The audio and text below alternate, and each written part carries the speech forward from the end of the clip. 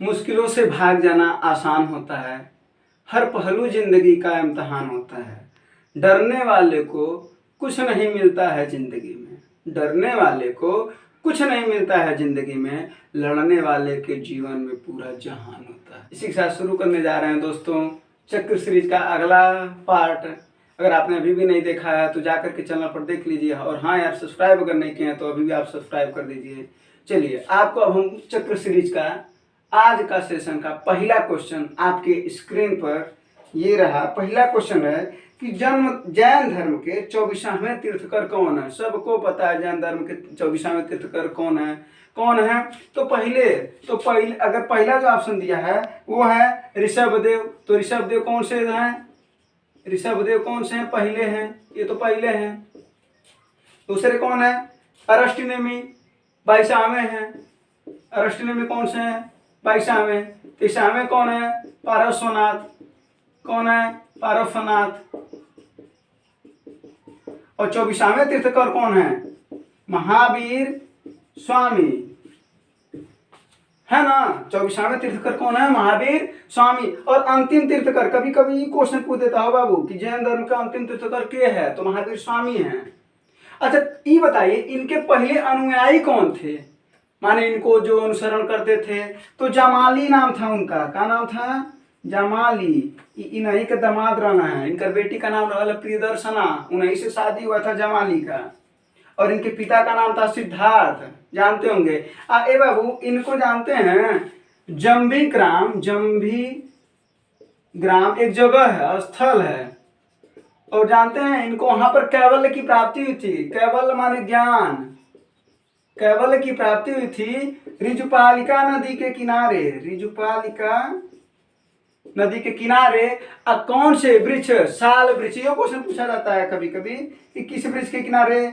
साल वृक्ष। हाँ, लेकिन आपका जो इंपॉर्टेंट क्वेश्चन इसमें ये याद रखिएगा कि किस नदी के किनारे? ऋजुपालिका नदी के किनारे। कौन से स्थल पर? जम्भी ग्राम। कैवल्य की प्राप्ति किसे हुई थी? महावीर स्वामी को, 24वें तीर्थकर। तो इस बात को आप ध्यान रखिएगा। क्वेश्चन है, जरा पढ़िएगा। कह रहा है भूदान ग्राम आंदोलन से संबंधित हैं। तो 4 ऑप्शन दिया है। पहला सुंदरलाल बहुगुणा। सुंदरलाल बहुगुणा बिल्कुल नहीं है।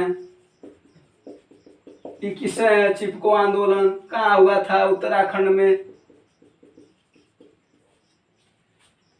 कहाँ हुआ था? उत्तराखंड में चिपको आंदोलन। पेड़ की कटाई वटाई से संबंधित है कि ज्यादा जो हमारा वायुमंडल है वो सुरक्षित रहे, तो ज्यादा पेड़ की कटाई ना हो पाए, तो उसके लिए आंदोलन इन्होंने शुरू किया था सुंदरलाल बहुगुणा ने। जो दूसरा ऑप्शन आपका विनोबा भावे, बिल्कुल यही सही है। इनसे पूछ भी लीजिए आप हैं कि नहीं, बता दीजिए इन लोगों को। विनोबा भावे बिल्कुल हैं। ये गांधी जी के विचारों से प्रभावित थे। और जानते हैं ग्राम भूदान आंदोलन कब शुरू हुआ था? 1951 में। बाबू बता रहे हैं। हुआ का ये गए थे आंध्र प्रदेश में, तेलंगाना में। अब तेलंगाना है, पहले आंध्र प्रदेश था। तो वहां पर गांव में गए थे। तो वहां के जो हरिजन लोग थे उन्होंने इनसे एक रिक्वेस्ट किया कि आप हमको कुछ जमीन दे दीजिए। लगभग 18 एकड़ जमीन इनसे मांगे कि ये साहब आप हमको जमीन दे दीजिए, हम खेती करना चाहते हैं। तो इन्होंने सोचा कि आखिर सही बात है, ये लोग कैसे करेंगे, कैसे जिएंगे। तो इन्होंने क्या किया, कुछ वहां के जो रसूख थे, जमींदार थे, जो जमींदार से इन्होंने एक आह्वान किया कि भाई आप लोग के पास ज्यादा जमीन है और दे दीजिए इन लोगों को भी थोड़ा सा, इन लोगों का भी काम चल जाएगा। तो सबके तो नहीं, लेकिन उस समय एक जमींदार के मन में ये बात बैठी और उसने ये शुरू किया। वहीं से जाकर के विनोबा भावे का वो भूदान आंदोलन जो है, ग्राम भूदान आंदोलन जो है, यानी जमीन को देने वाला, जिससे बाकी लोगों का भी काम चल सके, वहीं से शुरू हुआ था। ठीक है, तो इस बात को आप ध्यान रखे रहिएगा। अच्छा, इनको भारत रत्न भी मिला था। कब मिला था? मरने के बाद, मरणोपरांत भारत रत्न, भारत का सबसे बड़ा पुरस्कार है भारत रत्न। कब मिला था? 1983 में। 1983 से एक और संगीन घटना आप जानते होंगे कि इंडिया क्रिकेट विश्व कप जीती थी। तो हम यहाँ पर आ जाते हैं पहले। तो 1983 में इनको भारत रत्न मिला था। ठीक है, और 1958 में इनको रैमन मैग्सेसे पुरस्कार मिला था। क्या मिला था? रैमन मैग्सेसे पुरस्कार। इसको एशिया का नोबेल पुरस्कार कहा जाता है। ये नोबेल पुरस्कार है, कहाँ का? एशिया का। तो बाबू ये हो गया विनोबा भावे, इसका मतलब विनोबा भावे तो सही है। कहानी भी आप समझ लिए होंगे कि ग्राम भूदान आंदोलन किस चीज से संबंधित है। अगला ऑप्शन क्या हो? अगला ऑप्शन है इसी में कि मेधा पाटकर, बिल्कुल नहीं, मेधा पाटकर नर्मदा बचाओ आंदोलन से संबंधित हैं। किससे है? नर्मदा बचाओ आंदोलन, नर्मदा बचाओ आंदोलन। कौन? मेधा पाटकर, जो तीसरा ऑप्शन आपका। और जो चौथा ऑप्शन है, अच्छा ये कब शुरू हुआ था? 1989 में, ये बताते चले आपको। और जो चौथा ऑप्शन है वो है पांडुरंग शास्त्री अठावले। ये तो स्वाध्याय आंदोलन इन्होंने शुरू किया था। कौन सा आंदोलन? स्वाध्याय आंदोलन। जो चौथा ऑप्शन आपके हैं वो कौन सा आंदोलन? स्वाध्याय आंदोलन। ये कैसे संबंधित हो बाबू? ये वेद, उपनिषद, गीता इत्यादि का ये प्रचार करने के लिए आंदोलन चलाया गया था। तो जो आपका सही आंसर है वो है विनोबा भावे। तो अगला क्वेश्चन है कि लिम्बाराम किस खेल से संबंधित हैं? तो पहला जो ऑप्शन है वो जेवलिन थ्रो, बिल्कुल नहीं, रत्ती भर का नहीं। जेवलिन थ्रो से कौन? नीरज चोपड़ा। नीरज चोपड़ा नाम तो सुना होगा, गोल्ड मेडल इन्होंने जीता भारत के लिए। किसमें? जेवलिन थ्रो में। अगला ऑप्शन क्या है? तीरंदाजी, तीरंदाजी बिल्कुल सही है। कौन? लिम्बाराम। बात करें अगर महिला में कि कोई महिला भी बता दीजिए कोई जो खेलता हो, तो दीपिका कुमारी। और अगला जो ऑप्शन है उसको भी बता देते हैं, जिम्नास्टिक, जिम्नास्टिक दीपा कर्माकर, दीपा कर्माकर। और हाँ बाबू एक बात आपको कहना चाहते हैं, अगर आप ओलंपिक का कुछ इतिहास है, कौन कौन से मेडल जीते हैं, अगर आप देखना चाहते हैं इसको, तो आप इस चैनल के में चले जाइएगा विज्ञानपुर में, और वहां पर आपको ओलंपिक के क्वेश्चन मिल जाएंगे। तो अगला क्या है? जिम्नास्टिक के बाद क्या है? कुश्ती।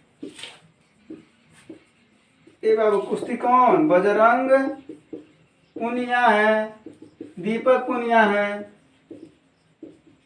ये 10 सेकंड से हार गए हैं लास्ट में, वरना यो कांस्य पदक जीत लिए होते भारत के लिए। अच्छा बजरंग पुनिया कौन सा पदक जीते हैं भारत के लिए? कांस्य पदक। और बजरंग पुनिया ही बाबू आपके जब ओलंपिक का समापन हो रहा था तो बजरंग पुनिया ही ध्वजवाहक थे, ये ध्यान रखिएगा। बाबू अगला क्वेश्चन हो कि जीएसटी का पूर्ण नाम क्या है? सबको पता होगा, गुड्स एंड सर्विस टैक्स। क्या है? Goods and service tax. तो आपका जो ऑप्शन नंबर 1 हो जाएगा सही। ऑप्शन नंबर 1 है goods and service tax. General service tax बिल्कुल नहीं होगा, गुड सर्विस टैक्स यो नहीं होगा, गुड सर्विस ट्रांसपोर्टेशन ना, बिल्कुल नहीं। तो ये बताते हैं ना कि सबसे पहले जीएसटी लागू कहाँ हुआ था, किस देश में लागू हुआ था? फ्रांस में बाबू। कहाँ हुआ था? फ्रांस में। कब? 1954 में।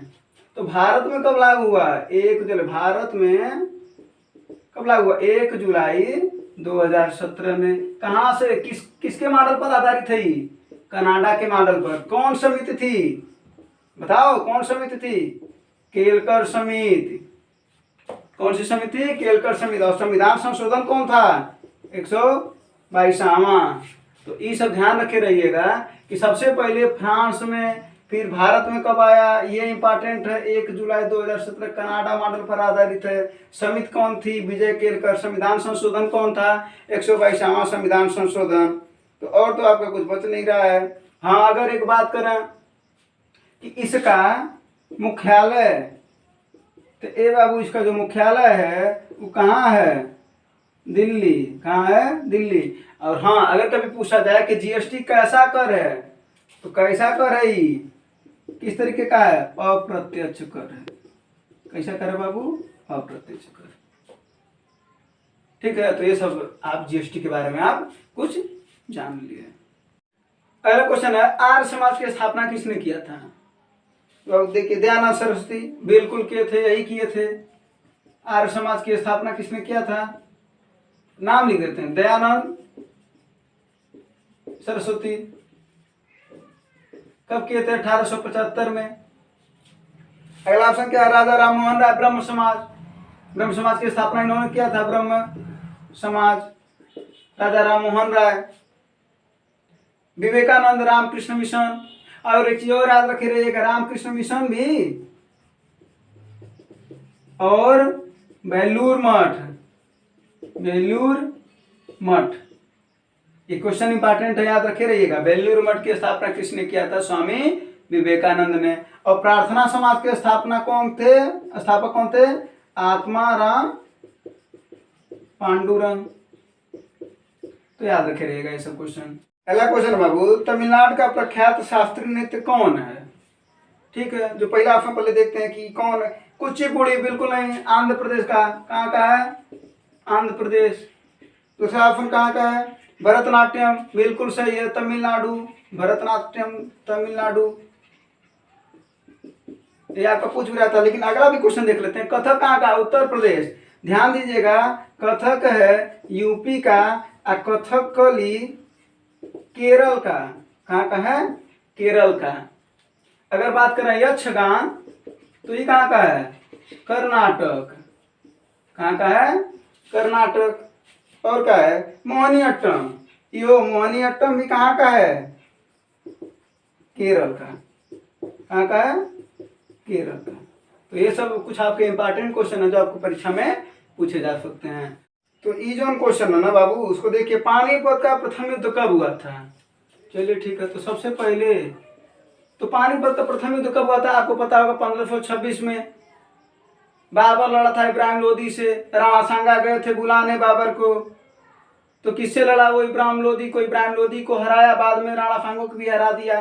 तो जरा देखते हैं, पहला 1526, फिर 1527, फिर 1528, फिर 1529। बाबर का 4 युद्ध अभी पढ़ लिया जाए। अभी बाबर खुद बताएगा कि हम कौन कौन से युद्ध लड़े हैं। जरा देखिएगा, बाबर पहला युद्ध कौन सा लड़े हो जी? तो बाबर पहला जो युद्ध लड़ा था उसका नाम क्या था? पानीपत का युद्ध। किससे लड़ा था? इब्राहिम लोदी। अब बाकी तो जान ही रहे, बाबर VS वर्ष जानते हो ना, बाबर VS इब्राहिम लोदी। अगला कौन था? खानवा का युद्ध। किससे लड़ा था? राणा सांगा। लो ये इन्हीं को हरा दिया। यही बुलाने गए थे 1526 के पहले कि इब्राहिम लोदी से लड़ने के लिए, फिर इनको भी हरा दिया खानवा के युद्ध में। ठीक है। और ये जो इसके बाद से कौन था? चंदेरी का युद्ध। किससे लड़ा था? मेदनी राय से। इनको भी हरा के भेज दिया। और है जो है अगला वाला, घाघरा का युद्ध। कौन सा युद्ध? घाघरा का युद्ध। किससे लड़ा था? अफगानों से। किससे लड़ा था? अफगानों से। कौन लड़ा था? बाबर। तो बाबर को जो 4 लड़ाई है वो बाबर खुद बता दिया कि हम कौन कौन शब्द लड़े। पहले पानीपत लड़े, फिर खानवा, फिर चंदेरी, फिर घाघरा। सब लोग कहते हैं, याद करने का तरीका भी है कि बाबर आया, पानी पिया, खाना खाया, चाय पी करके घर चला गया। तो आप भी याद कर सकते हैं ऐसा कुछ, लेकिन याद कर लीजिए, ये चीज आपको पूरा बता दिया गया। क्वेश्चन है कि इनमें से कौन सा विलयन नीले लिटमस पेपर को लाल कर देता है? नीला को क्या कर दे? लाल कर दे। तो बाबू ऑप्शन जो आपका है, अम्लीय विलयन की, क्षारीय विलयन की, उदासीन की। देखिए, उदासीन तो बिल्कुल नहीं होगा, या तो ये अम्ल होगा या तो क्षार होगा। आपको याद करने का एक ट्रिक बता रहे हैं, एक ट्रिक बता रहे हैं, आप याद रखे रहिएगा। अनिल, एक नाम याद रखे रहिएगा, अनिल। इसका मतलब समझिएगा, अम्ल नीले लिटमस पेपर को लाल कर देता है। क्या बोले हैं? अम्ल नीले लिटमस पेपर को लाल कर देता है, अनिल। तो बाबू क्षार क्या करता है? इसका उल्टा करेगा, लाल लिटमस पेपर को नीला कर देता है। तो याद रखिएगा, एक याद रखिएगा, अम्ल नीले लिटमस पेपर को लाल कर देता है। अगला क्वेश्चन पर आते हैं। तो जो आपका उत्तर होगा वो होगा अम्लीय विलयन। क्या होगा? अम्लीय विलयन। क्वेश्चन है कि विजय घाट संबंधित है, किससे संबंधित है? पहला ऑप्शन आपका है महात्मा गांधी। तो महात्मा गांधी से क्या संबंधित है? राजघाट। विजय घाट बिल्कुल नहीं। अगला जो उसके बाद से ऑप्शन है चौधरी चरण सिंह, किसानों के नेता। तो जाहिर सी बात है, भूलिएगा मत, किसान घाट, ये किसानों के नेता इन्हें कहा जाता है। अगला जो है लाल बहादुर शास्त्री, बिल्कुल सही है। विजय घाट से कौन संबंधित है? लाल बहादुर शास्त्री। और अगला जो क्वेश्चन ऑप्शन है आपका शंकर दयाल शर्मा, ये कर्मभूमि, कर्मभूमि शंकर दयाल शर्मा। तो ये आपके चारों ऑप्शन। अगला आपका प्रश्न है खेल मंत्री कौन है? वो बिल्कुल पहला ऑप्शन श्री अनुराग सिंह ठाकुर, यही क्या है? खेल मंत्री हैं। अच्छा एक क्वेश्चन पूछते हैं कि ओलंपिक में इन्होंने एक आधिकारिक गाना लॉन्च किया था, उसका नाम था चीयर फॉर इंडिया। क्या नाम था? Cheer for India. इसको किसने गाया था? ए आर रहमान और अनन्या बिरला ने। तो जो आपका क्वेश्चन था कि खेल मंत्री कौन है, वो है अनुराग ठाकुर। जो अगला ऑप्शन क्या है वो ऑप्शन है आपका किरण रिजिजू। किरण रिजिजू कौन है? कानून एवं न्याय मंत्रालय इनके हाथ में है। अगला कौन है? धर्मेंद्र प्रधान, बिल्कुल शिक्षा मानव संसाधन विकास मंत्रालय, शिक्षा मंत्रालय जो तो धर्मेंद्र प्रधान। और राजनाथ सिंह कौन है? ये रक्षा मंत्रालय है। और गृह मंत्रालय किसके हाथ में है? वो श्री अमित शाह। किसके हाथ में? श्री अमित शाह। और अगर पूछा जाए कि महिला एवं बाल विकास कल्याण इसके मंत्री कौन है, तो है श्री स्मृति जुबिन ईरानी। तो अगला क्वेश्चन है भारत के वित्त आयोग के अध्यक्ष कौन है? तो ये आप जानते होंगे वित्त आयोग के बारे में एक बात कि कौन से अनुच्छेद के अंतर्गत? अनुच्छेद 280। जो इसके पहले वित्त आयोग के अध्यक्ष थे वो थे के.सी. नियोगी। और जो 15वें वित्त आयोग के अध्यक्ष हैं वो क्या है? एन.के. सिंह। तो इस समय वित्त आयोग के अध्यक्ष कौन है? एन.के. सिंह। अच्छा दो ऑप्शन और है उनके बारे में जान लेते हैं। तो पहले हैं के.सी. नियोगी साहब, पहले हैं 280 अनुच्छेद के अंतर्गत वित्त आयोग का गठन होता है। और अगला क्या है? एस जयशंकर। तो एवं एस जयशंकर क्या है? विदेश मंत्री हैं। क्या है? विदेश मंत्री, याद रखे रहिएगा। और अगला कौन है? वो टीवी स्वामीनाथन, याद रखे रहिएगा। टीवी स्वामीनाथन वित्त सचिव हैं। क्या है? वित्त सचिव टीवी स्वामीनाथन। तो बाबू अगला क्वेश्चन आपका जरा देखिएगा, भारत और पाकिस्तान के बीच अंतरराष्ट्रीय सीमा कहलाती है, क्या कहलाती है? भारत और पाकिस्तान के बीच रेड क्लिफ। क्या कहलाती है? Red Cliff. लेकिन अभी कहीं जाइएगा नहीं, बाकी भी बता रहे हैं। तो red Cliff, sir red Cliff ने खींचा था इसको। अच्छा अगर पूछा जाए कि भारत और पाकिस्तान का जब भारत आजाद हुआ था तो उस समय ब्रिटेन के प्रधानमंत्री कौन थे? ये को पूछा गया क्वेश्चन है। क्लीमेंट एटली। कौन थे? क्लीमेंट एटली थे उस समय ब्रिटेन के प्रधानमंत्री। तो जो अब आते हैं हम अपने क्वेश्चन पर। तो क्या है क्वेश्चन कि भारत और पाकिस्तान। अच्छा तो अगला जो एक और ऑप्शन दिया ना मैकमोहन, तो बाबू मैकमोहन कहाँ का हो? भारत और चीन। अरे क्या है? भारत और पाकिस्तान 54 का। और मैकमोहन भारत और चीन हो गया। और अगला का है 38वीं समानांतर रेखा। ये किसके किसके बीच हो? उत्तरी कोरिया और दक्षिणी कोरिया। अरे वह वाला इलाका उत्तरी Korea, Kim Jong Un. High का दक्षिणी कोरिया वाला मून जे इन। यह दोनों उनका है ये। और अगला कौन है? वो ड्यूरंड। ड्यूरंड। तो ये किसके बीच में हो? भारत मत मार दीजिएगा, ये पाकिस्तान और अफगानिस्तान। ठीक है, तो आपका जो है वो रेड क्लिफ। अच्छा एक चीज बता रहे हैं, भारत और पाक का जब बंटवारा हुआ था तो 14 अगस्त तो 14 अगस्त को ना एक दिवस मनाया जाने लगा, जो अभी हाल ही में हमारे प्रधानमंत्री मोदी साहब ने एक दिवस बनाया 14 अगस्त को। उस दिवस का क्या नाम है? विभाजन विभीषिका स्मृति दिवस। 14 अगस्त विभाजन विभीषिका स्मृति दिवस, याद रख रहिएगा, इंपॉर्टेंट क्वेश्चन है ये।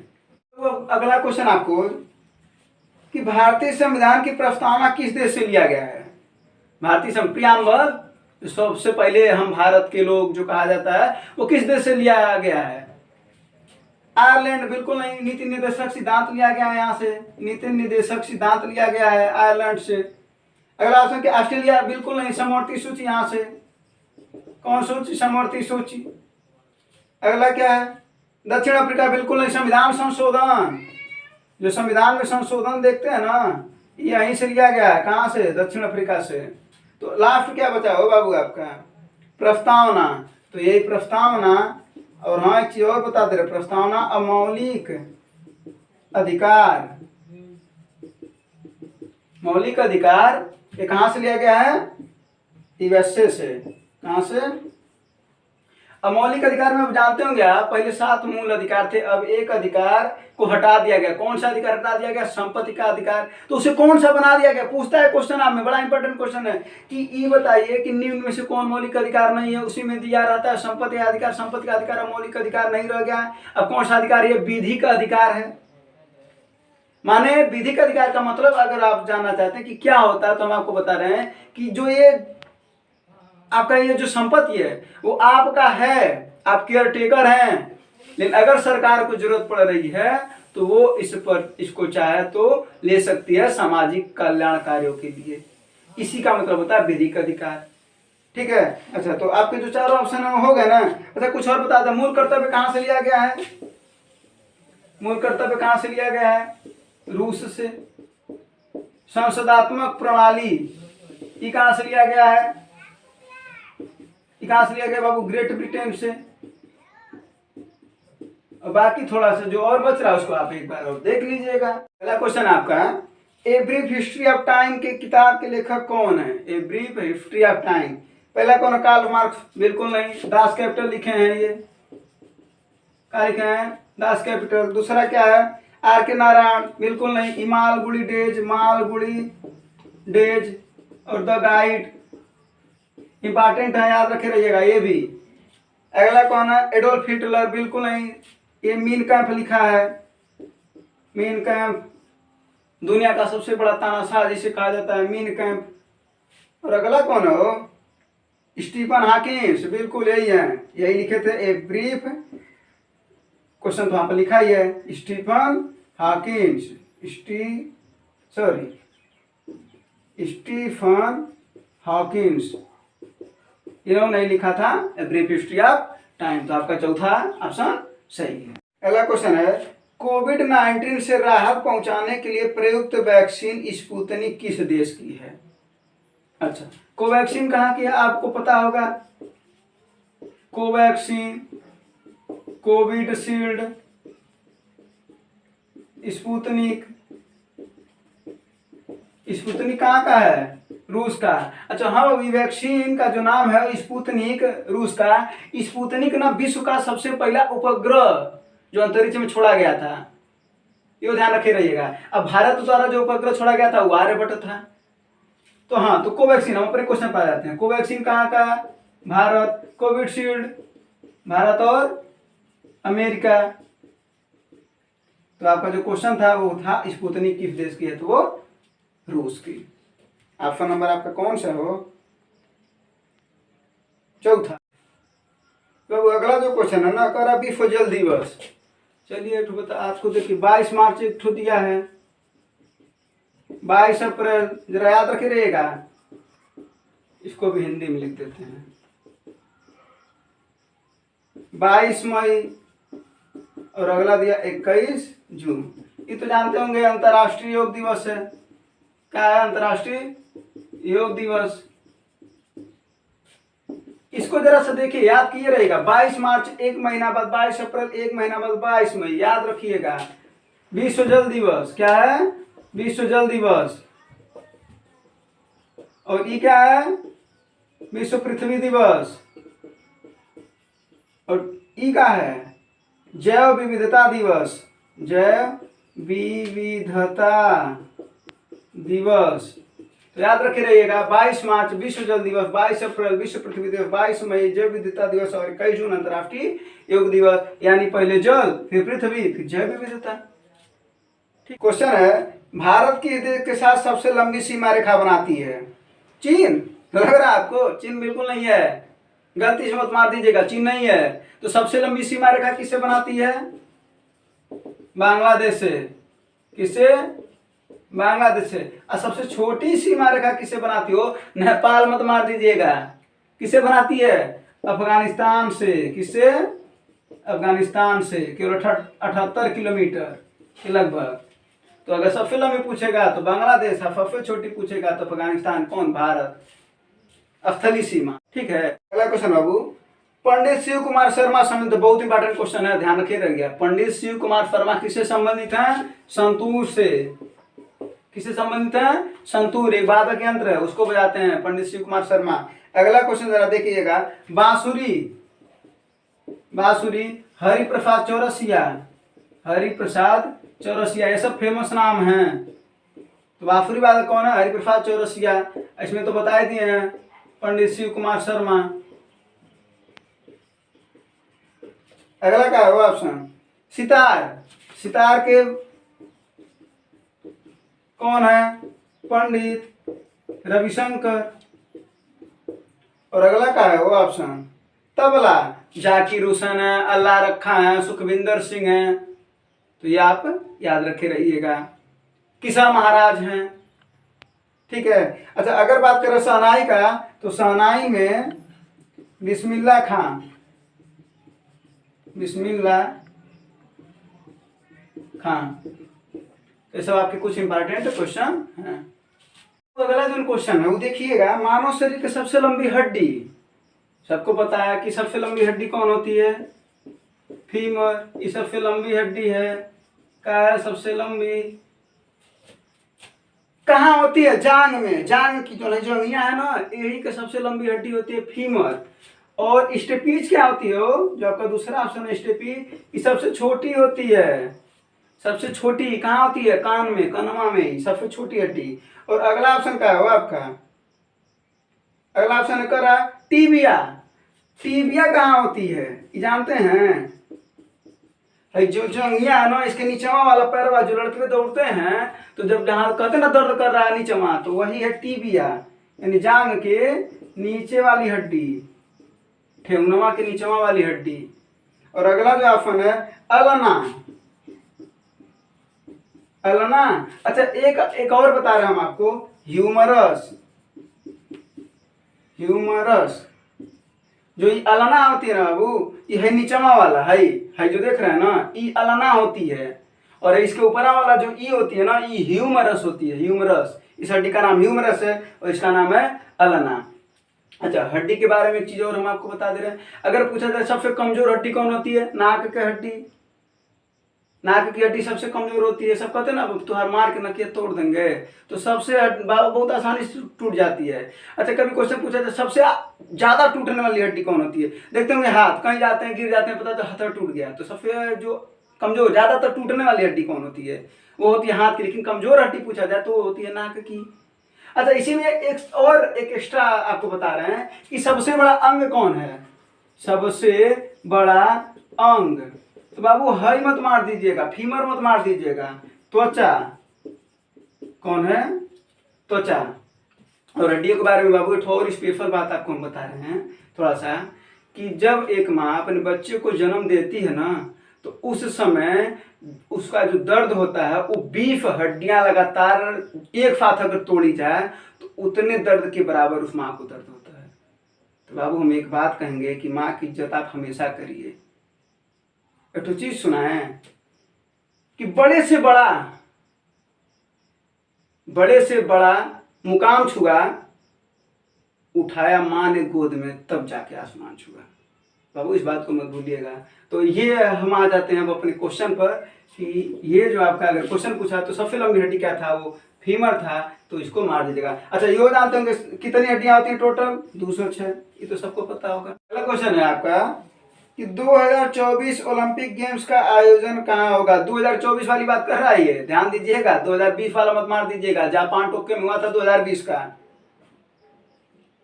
ओलंपिक। 2020 का जापान टोक्यो में हुआ था। 2016 का कहाँ हुआ था? रियो डी जेनेरियो में। 16 का कहाँ हुआ था? ब्राजील रियो डी जेनेरियो 2020 का कहाँ हुआ था? जापान। टोक्यो 2024 का कहाँ होगा बाबू? पेरिस। बिल्कुल सही है ये, फ्रांस। अब 2028 का कहाँ होगा बाबू? तो लॉस एंजिल्स। कहाँ है वो? यूएसए में। तो याद रखे रहेगा 2024 का कहाँ होगा? पेरिस, फ्रांस में। अगला क्वेश्चन बाबू, प्रकाश वर्ष किसका मात्रक है? समय का। समय का मात्रक है? आपको लग रहा है समय का मात्रक है? बिल्कुल नहीं। समय का मात्रक क्या होता है? सेकेंड। तो प्रकाश वर्ष मात्रक किसका होता है? दूरी का। ध्यान रखिएगा। और प्रकाश वर्ष कहते किसे? अगर आपकी परीक्षा में ये पूछा जा रहा है कि प्रकाश वर्ष किसे कहते हैं, तो प्रकाश वर्ष, प्रकाश द्वारा एक वर्ष में चली गई दूरी को ही प्रकाश वर्ष कहते हैं। याद रखे रहेगा, प्रकाश वर्ष। अच्छा, प्रकाश अगर हम पूछें कि बात करें कि एक प्रकाश वर्ष कितने के बराबर होता है, तो 9.46 × 10⁻15 मीटर। अगर बात करें दूरी का, सबसे जो बड़ा मात्रक क्या है वो है पारसेक। कितने के बराबर होता है? 3.26 प्रकाश वर्ष के बराबर होता है। तो जाहिर सी बात है, बराबर बड़ा तो है ही, है ना। तो प्रकाश वर्ष किसका मात्रक होता है? दूरी का। अगला ऑप्शन क्या है आपका? चाल और ताप। तो चाल का मात्रक क्या होता है? मीटर प्रति सेकेंड। और ताप का मात्रक होता है डिग्री सेल्सियस। इसी को डिग्री सेंटीग्रेड भी कहते हैं। ठीक है। अब आपका जो अगला क्वेश्चन है ना, वो जरा देखिएगा। यूएस ओपन 2021 कौन जीता है? ध्यान दीजिएगा, 4 ओपन होते हैं। सबसे पहले आपको इसको बताते रहे हैं। ऑस्ट्रेलियन, फ्रेंच, विंबलडन और यूएस ओपन। 4 ओपन होते हैं। ध्यान दीजिएगा, आपका जो क्वेश्चन पूछ रहा है वो यूएस ओपन, ये डेनियल मेदवेदेव पुरुषेकल में डेनियल मेदवेदेव जीते हैं। अब आपको ये तीनों बाबू ना जानते कौन जीता? अकेले जीत गया। कौन? नोवाक जोकोविच। तो 3 ऑस्ट्रेलियन, फ्रेंच और विंबलडन का पुरुषेकल, तीनों कौन जीता? नोवाक जोकोविच। और यूएस ओपन को कौन जीता? Daniel Medvedev. और जानते हैं इस फाइनल में इन्हीं से हार गए हैं। अगर हारा नहीं होता तो चारों जीता होता। तो ये आप ध्यान रखिएगा। अच्छा, एक चीज और बताते हैं, ये जो दोनों है ना, ये दोनों ये किस कोर्ट पर खेले जाते हैं? हार्ड कोर्ट पर। जमीन, कठोर से जमीन हो, हार्ड कोर्ट पर। ये जो फ्रेंच ओपन है ना बाबू, और ये जो विंबलडन ओपन है, फ्रेंच ओपन को लाल मिट्टी पर खेला जाता है। किस पर? लाल मिट्टी पर। अच्छा, जानते हैं राफेल नडाल फ्रेंच ओपन ज्यादा जीता है, इसी वजह से उसको राफेल नडाल को लाल बजरी कहते हैं। याद रखे रहिएगा, क्वेश्चन पूछता है कि लाल बजरी किसे कहते हैं, तो राफेल नडाल को। फेडरर को मत मार दीजिएगा। और विंबलडन कहाँ खेला जाता है? घास के मैदान में। तो कुछ क्वेश्चन आप और तैयार कर सकते हैं, इसको मत भूलिएगा। ऑस्ट्रेलियन, फ्रेंच, विंबलडन अकेले नोवाक जोकोविच जीता है, और यूएस ओपन बस अलग जीता है, वो है डेनियल मेदवेदेव। और हारा कौन? तो नोवाक जोकोविच। अगला क्वेश्चन है, रुपया किस देश की मुद्रा है? भारत, नेपाल, श्रीलंका, उपरोक्त सभी। तो ए बाबू, रुपया किस देश की मुद्रा हो? आपको पता होगा, ये भारत का भी है, नेपाल का भी है, पाकिस्तान का भी है, और श्रीलंका का भी है। ये श्रीलंका की राजधानी है विजयवर्धनेपुरम। ठीक है। अच्छा, तो एक चीज और बता रहे हैं, एक होता है रुपया और एक होता है रुपया। तो रुपया किस देश की मुद्रा है? तो याद रखे रहेगा, ये है इंडोनेशिया की। किसकी? इंडोनेशिया। और रुपया किसकी है? मालदीव। इसकी राजधानी क्या है? माले। और इंडोनेशिया की राजधानी क्या है? जकार्ता। तो याद रखे रहिएगा।